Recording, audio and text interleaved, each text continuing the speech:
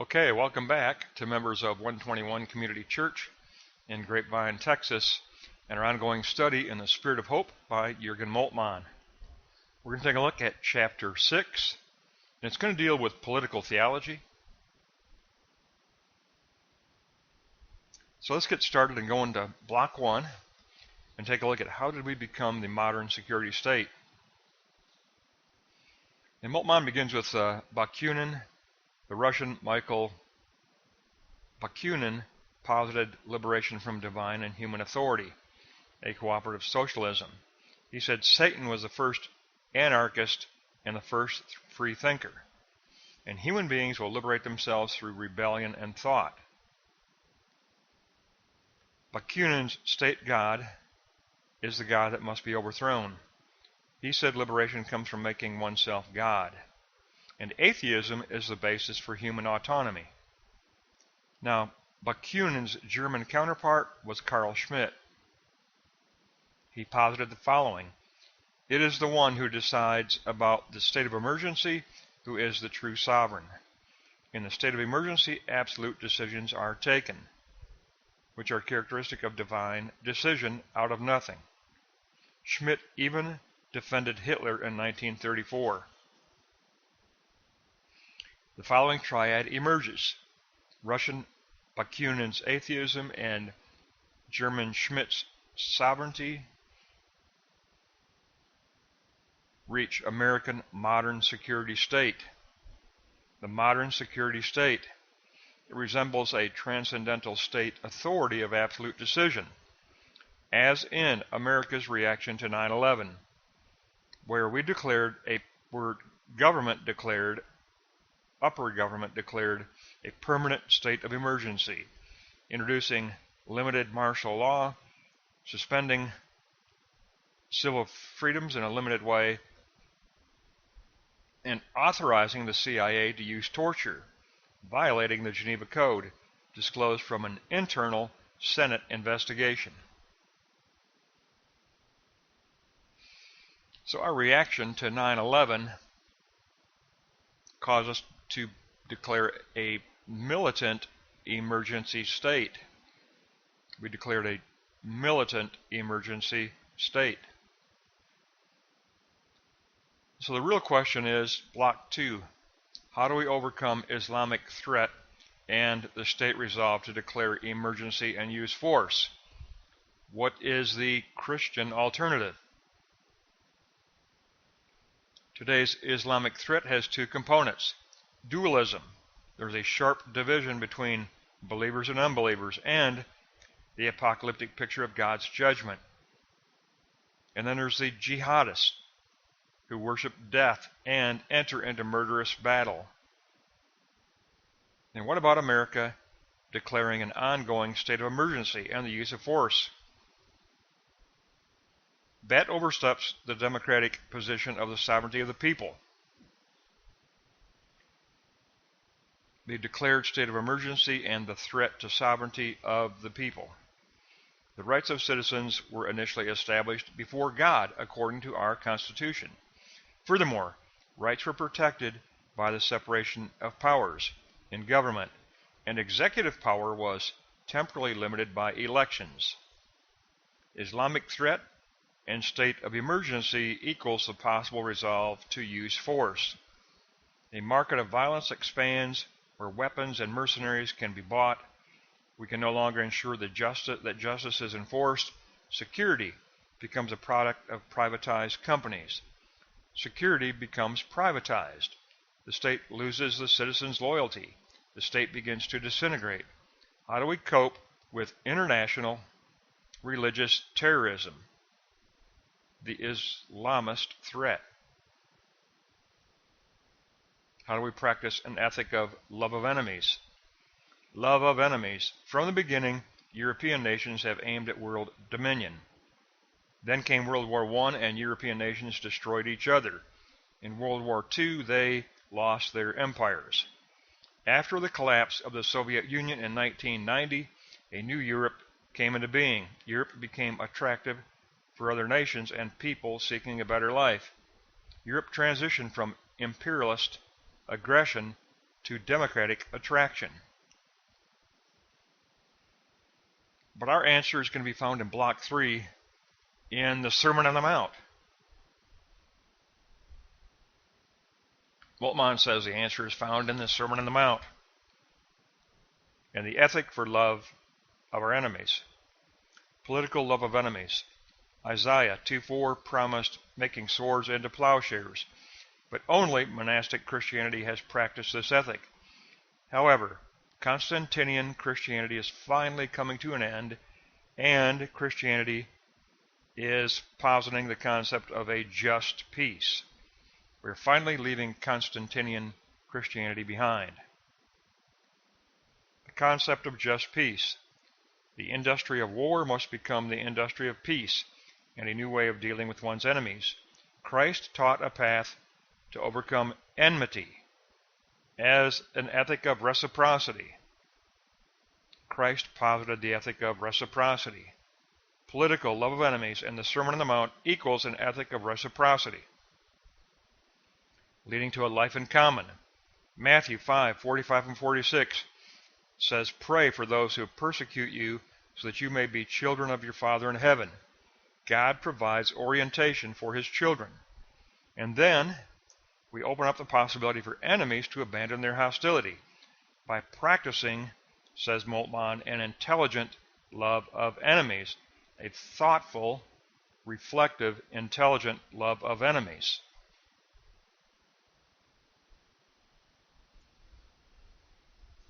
So in this lesson, we further examine the practical application of Moltmann's phenomenology of hypostasis. So how do we posit, speak of, and participate in the Trinitarian history of God? How do we do that when we face Islamic terrorism at a level where it has caused us to declare a modern security state, an ongoing modern security state? And Moltmann says in Block 1, Note 4, it's come about from a rise in atheism. That's one component. Atheism is emerging again. And then a wrong conception of sovereignty. And because of those two components, we justify the modern security state, which is a reaction to 9/11. But it is a militant state of emergency. And it even involved the failure to adhere to the Geneva Convention, the rules of the Geneva Convention. Now in Block 2,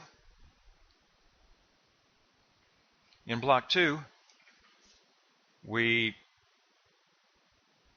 looked at this major question for Moltmann: how are we going to overcome Islamic threat without declaring continual state of militant emergency, without declaring use of militant force? How are we going to overcome Islamic threat? That becomes a legitimate question for the Christian. Because in Block 2, Note 2, we note that Islamic threat and state of emergency leads to the possible resolve to use force. It leads to a market of violence. It ends up making security a privatized commodity, a product. And we lose citizen loyalty. We have to practice love of enemies in the way that Jesus Christ taught. Europe, Moltmann points at Europe first before he points at America, but he says Europe truly has gone the wrong way. It went through World War I, World War II, and then not until the Soviet Union collapsed in 1990 did a new Europe evolve. Now they seek to practice democratic attraction, but only by first passing through very negative positions in Europe. Moltmann says the answer is unreservedly the Sermon on the Mount by Jesus Christ, where he teaches us in Matthew 5:45 and 46, pray for those who persecute you, so you may be children of your Father in heaven. Being a child of God means following the Sermon on the Mount. Being a child of God means following the Sermon on the Mount. And it draws from the Old Testament in Isaiah 2:4, where there's the promise from God of making swords into plowshares. That's the trajectory of the orientation of God's kingdom. It's an orientation toward peace, not toward militant state of emergency, not toward militant security state, but a trajectory toward making swords into plowshares. So Moltmann closes out with Matthew 5:45 and 46. He closes out with, pray for those who persecute you, so you may be children of your Father in heaven. God provides orientation for his children, for the elect. But we practice an intelligent love of enemies. It isn't just giving over, it's thoughtful, reflective phenomenology of hypostasis. Is reflecting on God's kingdom when we enter into the intelligent love of enemies. It's reflecting on the hypostasis of the essence of existence, which is the kingdom of God, that we learn how to love the enemy. It's about the gospel. It's about the kingdom of God. It's about hypostasis, which the entire first part of Moltmann's book deals with, the phenomenology of hypostasis. This continues on a very practical level dealing with Islamic threat. So it gives us additional content at a very practical level on an issue that we truly know about and focus on today in today's militant world. We all are aware of the jihad Islamic threat. But Moltmann's answer is very precisely adherence to Jesus Christ and his Sermon on the Mount, Matthew 5:45 and 46, which reflectively calls up Isaiah 2:4. So that's going to wrap up chapter 6. We have chapter 7 to go, and that will finish up part 1 of the book, which is Moltmann's phenomenology of hypostasis. Remember, hypostasis, essence of existence. Part 1 of the book is Moltmann's phenomenology of hypostasis. The entire first part of the book is dedicated to Moltmann's phenomenology. Finally, after all these years, we have a fully articulated phenomenology of hypostasis from Jürgen Moltmann. And we will move into chapter 7 next and conclude part 1 of the book. That wraps up 69 to 81. We'll pick up next time in chapter 7 on page 82.